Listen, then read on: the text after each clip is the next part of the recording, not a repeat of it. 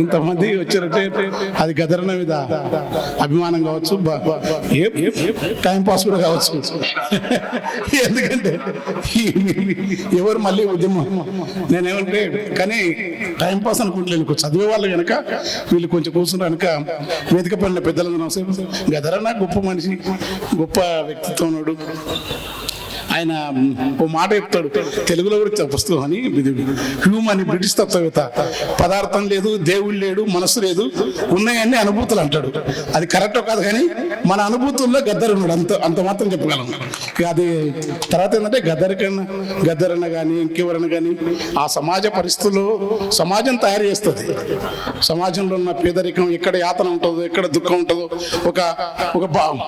ఒక Bob Malvi వచ్చినంటే Jamaican singer అంత గొప్ప వచ్చాడకన్నా బాధ మీద సమాజంలో పరిస్థితుల్లో వస్తారు. వేమన్నా కాలంలో వచ్చినట్టు వస్తారు.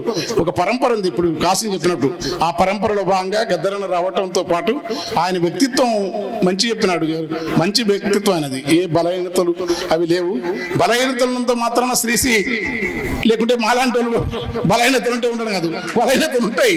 ఎందుకంటే కట్టమంచి రామలింగారు చెప్తాడు, చాలా శుద్ధంగా పవిత్రంగా పద్ధతిగా ఉంటే యోగి అవుతావు కానీ నీవు రాగద్వేషాలు ఈ జీవితాన్ని అనుభవించకుండా గొప్ప కవి మాత్రం కావంటాడు.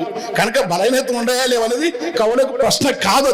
అది ఊరికే అంటారు. అది ఎందుకంటే శ్రీశ్రీ రావిశాస్త్రి గారు తిరిగేది కానీ ఆయన రచనలు మొత్తం జీవితాన్ని ప్రపంచంలో ఏ రచయిత కూడా తనతో సమానం కానంత గొప్ప తెలుగు రచయిత రావిశాస్త్రి. కనుక బలహీనత ఉండకపోవడం ఇట్లా సమాజంలో ఉంటారు. ఈ కాసం చెప్పినట్టు యుగకర్తగా చేయడం అనేది ఒక సామాజిక అవసరం. అది ఓకే, అట్లనే కానీ ఒక నాసర్ లేకుండా, ఒక కర్ణాటక లక్ష్మణ లేకుండా, ఒక సలాది భాస్కర్ రావు లేకుండా, ఒక శుద్ధాల హనుమంతు లేకుండా, అంతకుముందు భక్త వాగ్గేయ కైవారం నారాయణ రసు లేకుండా ఒక పరంపర నుంచి దాన్ని విప్లవోద్యమం, పోరాట ఉద్యమం చాలా అత్యంత అద్భుతంగా మార్చడంతో మేళవించడం వల్ల మాత్రమే గద్దరన్నను ఆకాశంలో నిలబెట్టిన సత్యం. అది నమ్మకపోయి, ఎందుకంటే అట్లా లేకపోతే మనం పాడుతూ ఉంటే ఎంత పాడితే మహాకవులు ఉంటారు, రచయితలు ఉంటారు, వాళ్ళంటే పాడుతాం. మామూలు కవులు ఉంటారు, మీరు గ్రామాల్లో మీరు కైవారం పాడుకుంటే తత్వాలు, అన్నమాచార్య తత్వాలు మామూలు కాదు. ఎవరు ఇంతవరకు తన సమకాలీన కవులు ఎవ్వరు కూడా ఆయన గురించి రాయలేదని బాధపడ్డది జయప్రభ వచ్చే వరకు, రాళ్లపల్లి అనంతకృష్ణ వచ్చే వరకు కూడా. కనుక ఒక ఉద్యమం బయట ఉన్నది. ఆ ఉద్యమంతో పాటు ప్రజాపక్షపాతం తప్ప మరే స్వార్థం లేని మహోన్నత తరం ఉన్నది. అప్పుడు శ్రీశ్రీ లాంటి మహాకవి గాని గద్దరన్న వంగపండు వాడుతుంటే వాళ్ళ కవిత్వాన్ని, వాళ్ళ పాండిత్యాన్ని, వాళ్ళ యొక్క ప్రామాణిక లక్షణ శాస్త్రాలను అభ్యసించడాన్ని పక్కకెట్టి ఇదిరా కవిత్వాన్ని వాళ్ళ పాటలు పాడినారు. దానికి మూలం సమాంతరంగా చెరబండరాజు పాటలు కూడా ఉన్నాయి. ఒక విప్లవోద్యమ చరిత్ర ఉంది. అది మేము ఉన్నావా లేవా లేవు కానీ ఖచ్చితంగా అప్పుడు మా మాస్టర్ జనుడు ఎర్రజెండాలు అంటాడే. మరి అప్పుడున్న గతిలో ఎర్రజెండాలు లేకపోతే మాకు ఈ భూమి మీద ఇవ్వడే అవకాశమే లేదు. ఇప్పుడంటే అన్ని ఉన్నాయి, ఇప్పుడు అన్ని ఉన్నాయి కానీ పట్ల కాదు. బయట నివాడితే కష్టం, మాట్లాడితే కష్టం. ఏం మాట్లాడు దొరలు చూసి తమ కాళ్ళ చెప్పులే చేతబట్టినోల్లో నాయన బాంచనంటూ నీ దాసునంటూ మరి అణిగినోల్లో నాయన. అట్లాంటి బానిసత్వం తెలంగాణ ఉన్నది. అప్పుడు మన గిరిజనలో మంచిదో చెడుదో ఉన్నది కనుకనే మేము పాటలు రాస్తే మాకేం పాటలు. గద్దరన్న పాట రాయడం అనే లక్ష్యం స్వాభావికంగా కవులకు ఉండటంతో పాటు సమాజ స్థితిని తయారేస్తుంది కనుక ఈ ప్రజల వైపు లేకుంటే ఇంకోటి రాస్తుండే రామాని దయారాక అట్ట వాడుతుండే. వాడతారు ఏ కవి అట్ట వాడతారు. ఇది లేకపోతే దేవుని వాడతారు. అందువల్ల దేవుని ఈ కోపం అంతా దేవుని చూస్తారు. ఇది నిధి చాలా సుఖమా రాముని పదసేవ సన్నిధి సుఖ త్యాగరాయ స్వామి అన్నట్టు లేకుంటే ఇట్లా పాడతారు. కనుక గద్దరన్న ఎప్పటికీ గెలటు మంచి మనిషి. ఆయనతో నాకు అనుబంధం ఉంది. ఎర్రజెండానా, అంబేద్కరిజమా, బసవేశ్వరుడు అది కాదు. మొత్తంగా సమాజం, ప్రపంచం నిత్య చలనశీలమనే ప్రపంచంలో కవులు, కళాకారు వాళ్ళ పాత్ర నిర్వర్తించాల్సిందే. కాలం ఒక నదిగాను భావించి చూస్తే కదలిపోయే అలలు ఈ బ్రతుకులన్నీ. ఎవరు ఉన్నా లేకపోయినా గాని ఈ నదిని ఆనుకొని ఆశ ఉంటుంది అంటే ఇంద్రగంటి శ్రీకాంత్ శర్మ. కనుక ఈ ప్రవాహంలో ఇది మొదటిది కాదు, ఈ ప్రవాహ నది. ఈ నది ఎక్కడ ఉంటుంది? ఈ నీళ్లు నదికి దీని ప్రవాహం చాలా ఉదాత్తమైంది. గోరటెంకరణ ఇంకోటి దాని ప్రవాహం అనేది పీడిత ప్రజల పక్షపాతంతో పాటు ప్రజాశ్రమలో పాటు ఖచ్చితంగా ఆయనకు తెలియకుండానే అలంకార శాస్త్రాలు చదవకుండా అలంకారయుతంగా కవిత్వం రాసినవాడు గద్దరు. అది గద్దరు గొప్పతనం. ఏ అలంకారం చదవలే, కానీ స్వాభావికంగా సాలిడు గూడలుకున్నట్టు తను అనుకోలేదు. దానికి బి నరసింహరావు లాంటి మహాత్ముడు, మీరు ఎంత రాసినా ఎడ్డపట్టు రాస్తే కాదు, రాసుకుంటూ పోతే బి నరసింహరావు వచ్చి కూర్చొని ఇది ఆర్ట్ లవర్స్, వెస్టర్న్ రైటర్స్, వాడిని వీడిని కొడితే గద్దరన్న నో సలాం నో సలాం నో సలాం నో సలాం సలాం. అసలు అప్పటికి క్యాసెట్లు లేవు, బాబు మాల తెలియదు, బాబు డిగాన్ తెలియదు, పాల్ రాబ్సన్ తెలియదు. అలాంటి వాళ్ళందరినీ బి నరసింహరావు గద్దరానికి పరిచయం చేసినాడు. ఈయనకి బాగా తెలివైనడు కనుక బి నరసింహరావు కమ్యూనిస్టు పార్టీలు, ప్రజానాట్య మండలి, జననాట్య మండలి, వాటి కాంట్రిబ్యూషన్ గద్దరలను విడదీసి చూడలేము, చూడకూడదు. Thank you. Thank you very much. పాట ఇంకా నా పాట పాడాలని కోరుకుంటున్నారు జనాలందరూ కోరుకుంటున్నారు కాబట్టి ఇంకా ఒక చిన్న పాట పెద్ద పాట పాడతాడు. చిన్న పాటలు ఉన్నాయట అన్న దగ్గర.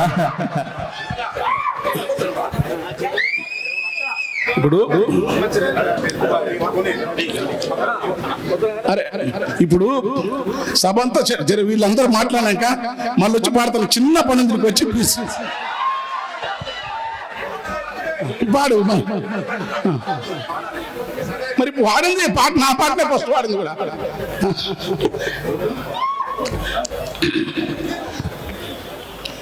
ఏమో మీకు బాగా ఈ తీట సమాజం ఎంజాయ్మెంట్ బాగా, ఎందుకంటే పాటలు పాటలు ఆడతారు. ఇక దీనికి అంతే తప్ప ఎవరికి సేవ లేదు, ఏమి లేదు. ఉట్టికి ఏంటంటే దేశం అంతా ఏ పరిస్థితులు ఉన్నావన్నీ వాటిలో ఫోన్ నా శక్తి కూడా లేదు. కానీ ఎందుకంటే మీరు నా కొంచెం ఒకటే చిన్నం పాడి బంద్ చేసుకుంటా, నాకు నోటికి కూడా వచ్చే కాలం లేకుండా అయిపోయింది. సరే ఒకటే చిన్నదే వాడతలే.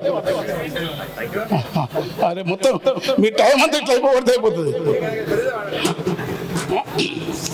ఇప్పుడు నేను ఎక్కడ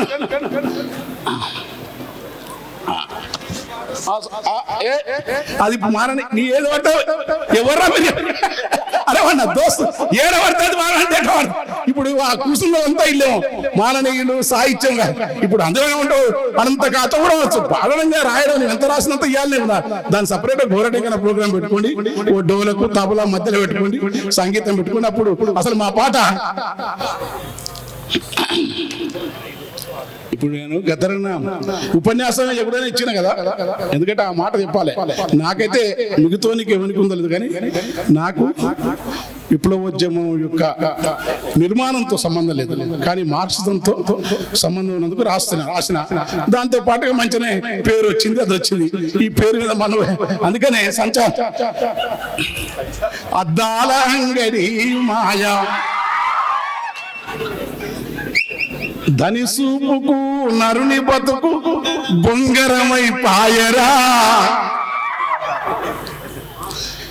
నువ్వు మూసుకొని ఉన్నా అది తోసుకొని వస్తుంది, నువ్వు తాళం వేసుకున్నా అది గాలం వేస్తదన్నా, నువ్వు వలిసి నిదురలుంటే అది కుదిపి లేపురన్నా, ఎంట్రికంత సంతులేదు ఎట్లన చొరబడుతుంది, యాడుంది దీని బలం ఎట్లొచ్చినదంటవా, నీ చేతిలోని సెల్లుతోని షేకాండు ఇస్తుంది,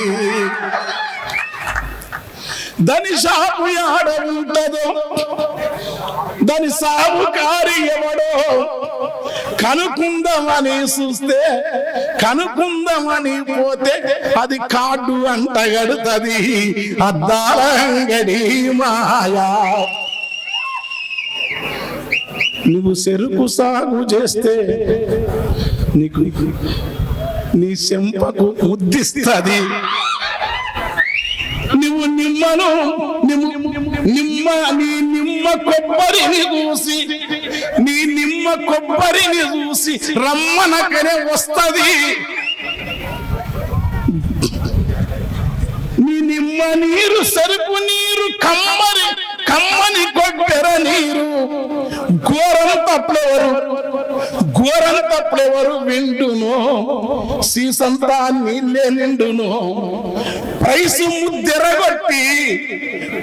ముద్దెరగొట్టి స్ప్రైట్ చేతికిస్తది అద్దాల అంగడి మాయా.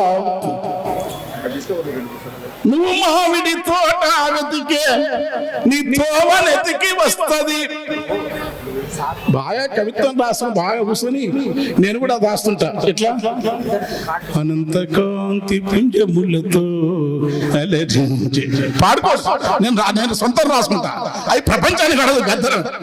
నువ్వు మామిడి తోట వెడితే తోవనెతికి వస్తది, నీ మెరుపజాడ తెలిసి తన మేడ నిలిసి వస్తది.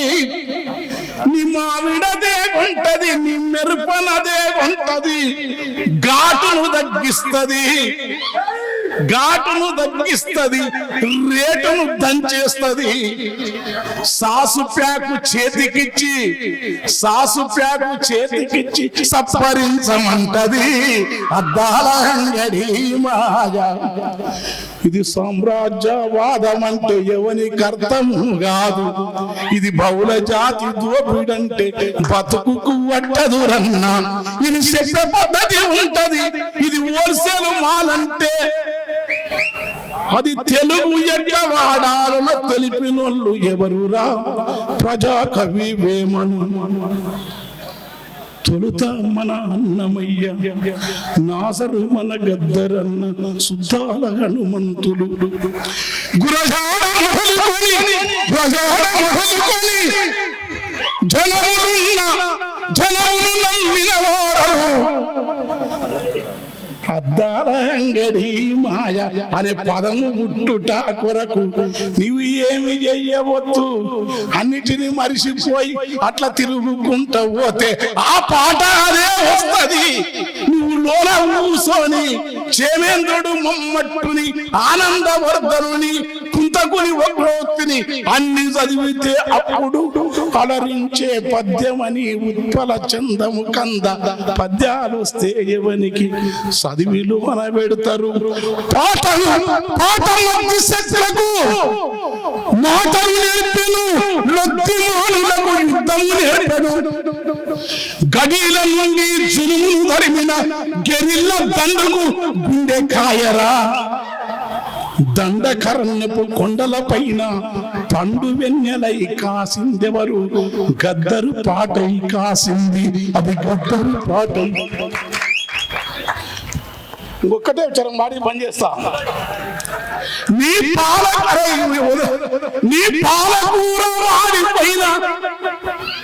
పాలకూర వాడిపోయిన వాలి కొనుకపోతది, నీ టమాట కుళ్ళిపోయిన మా యాకుపోయిన మిత్రుడు, నీ టమాట కుళ్ళు పారవంట ఎగరవంటాడు, కాళ్ళ నొప్పులు వచ్చినాయి.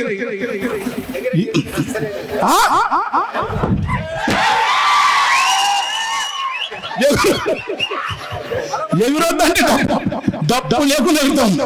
ఎందుకంటే అన్ని ప్రమాణాలను, అన్ని గోడలు కూలగొడితే వాడు ప్రజా నిజమైన కవివాడు.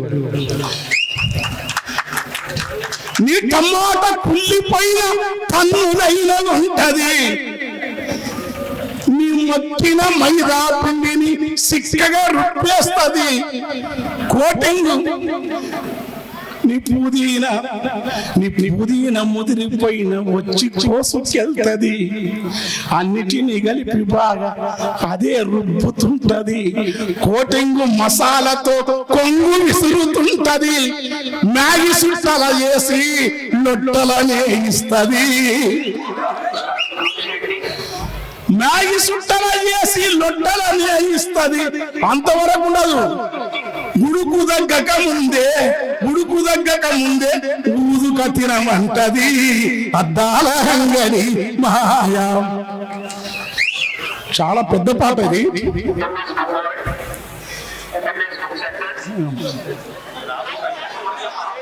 ఎట్లంటే జాతర ఆంధ్రలో ప్రబలైపోయి చింతామణి నాటకం వస్తుంటది అద్భుతంగా. చింతామణిలో బిలోమంగళుడు చాలా సీరియస్ గా వస్తాడు. అక్కడ జాతరలో ఇప్పుడు స్వామివారు ప్రభగెంతుడు అంటాడు, ఈ రెండు మధ్యలో పంచాలి ఇప్పుడు అందుకని బుక్ పేరు కూడా ఒక జాతర లాగా మహత్తరమైన తిరునాళ్ళ లాగా మార్చిన గౌరన్న వచ్చిందే వాళ్ళ ఇద్దరి కోసం.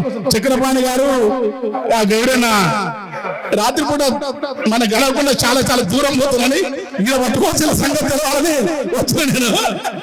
తర్వాత కాసింబాయి అందరూ మన చేస్తారు. తర్వాత వచ్చినప్పటి నుంచి మా అప్పసూరి కనుక ఒక్కటి అంటే వాకిలు పని మనిషిని వచ్చినప్పుడు చూసుకొని ఛాయ చేతికెచ్చి మంచి ముచ్చట్లు పెట్టేది. ఇప్పుడు అంటుదో పని మనిషిని ఇంట్లోకి రానిస్తలేదు. వాకిలు ఆమెనేమో వచ్చిన మాట్లాడదేంది. వాకిలి నడువానికే వ్యాక్యూమ్ క్లీనర్ వచ్చే, అంటుదోమనికే మసిగిన్నెల దోమనికే డిష్ వాషర్ వచ్చింది. అన్నిట్లో వచ్చి గుంజి గుంజి గుంజి అమెరికా పోతున్నాయి పైసలు. వీళ్ళేమో బడ్జెట్ ఇట్లా ఆ బడ్జెట్ ఇట్లా. అరే దోసపోతే ఒక్క దేశం కేంద్ర ప్రభుత్వం కానీ రాష్ట్ర ప్రభుత్వం కానీ బహుళజాతి కంపెనీలతో ప్రపంచాన్ని శాసిస్తున్న సామ్రాజ్యాల దోపిడీ ఒక్కడు మాటలందరూ అమర్త సేన్లే కానీ ఊడడుగడు. కనుక మిగిలింది మనకు మిగిలింది కవులు.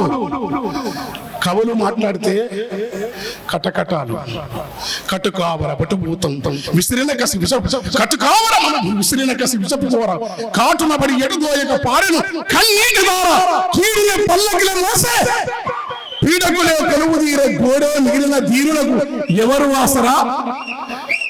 విప్లవోద్యమమే ఆసరా. Thank you.